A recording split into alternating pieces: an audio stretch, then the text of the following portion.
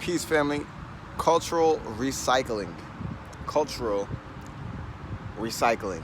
This is a term I feel like is going to assist me in talking about what I was recently just discussing about cultural appropriation, because after I watched myself in that video, I had to come back on and talk to y'all about that. All right?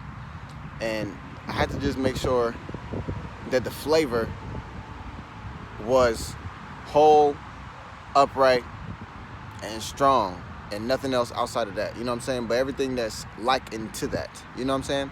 So what I'm going to share here is cultural recycling. Why I say this? Well, because right now, as most people watching this video, at least in the time frame in which you were raised, unless you're homeschooled by your parents, you might have received knowledge from information from another source outside of your family structure. And that information was governed and developed by other folks. So in a sense, we're all both learning, or all together learning from one another in all the ways in which we are. Now, in certain sections, we keep knowledge to ourselves. As for religions, keep things to themselves, or different types of cultures or tribes keep particular practices within themselves. In this space called like America type of time, when you see a movie like Thor, and you see the Avengers, and you see Spider-Man, and you see all of these qualities being displayed, and there's no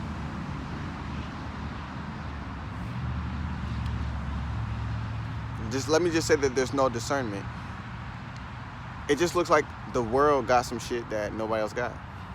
It just looks like Eurocentrically there's things that are not other places, or other types of the variant of human that we are don't have a center of radiance. It's like, oh, that's just, IMAX. Okay, that's just, oh, those guys. But then when you see where they get their ideas from, then it's like, I get it so much that it's embarrassing, because it's almost like we don't value ourselves enough, so someone else finds a way to. It's like we're gonna let them tell us so much that we don't even hear our own self in the story. You know what I'm saying? Like, sounds so new. Sounds so new, brother. Well, why am I saying it like this? Well, because it might have sounded so new to them at one point as well, because if you look at the whole span of time and the form in which we've illustrated these type of slave stories, and we've illustrated whole civilizations that ran sustainably and were in tune with nature and in tune with the stars. We have so many different examples of life that we've created. That's what makes me feel like it's more of a recycling, because really it's like, where are my own things at?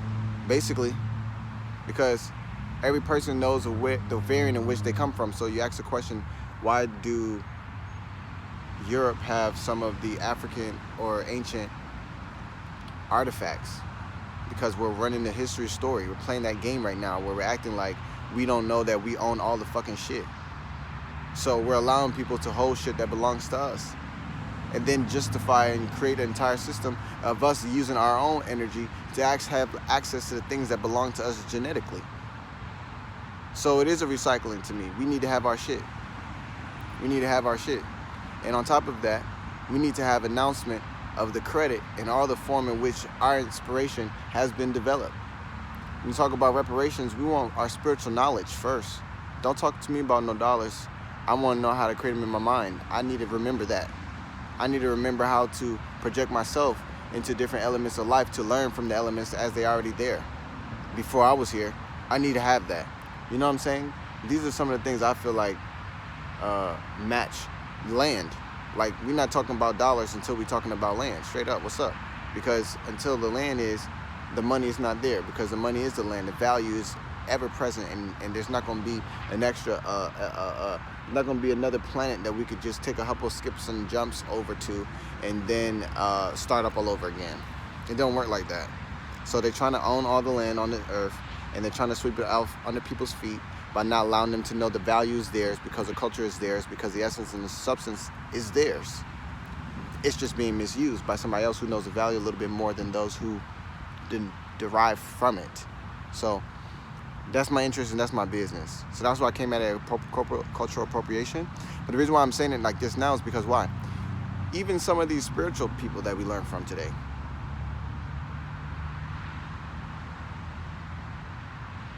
you know what I'm saying? We're learning from all of ourselves today. So it made me feel like taking a little bit of an edge off of that expression, just a little bit, but not negating all of the self-evident forms of disrespect, dishonor, and thievery when there's no credit, and when the artifacts and sacred signs of life that have been created by previous people are in the possessions of they're not their own. So it's like we can't even celebrate our own stuff. That's kind of like the picture, and then you give us stuff to celebrate. So I have a lot of shit to say about that, and I don't take none of that shit lightly, because people are not gonna see that. And that's why I get more pissed off about it, and I start fucking bringing all this fire into it, because I know people are not going to see that. They're just so excited about the fucking effects right now, they're not going to realize that this is Shango, and he's been bleached, and he has a whole story that's different. But it's okay, because his name is Thor now, and we're going to, go about this IMAX business. I'm just not buying that.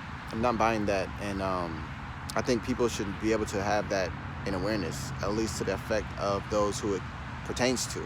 It doesn't need to be on the front of the movie. We were inspired by this and that. Everybody needs to say what they're inspired by.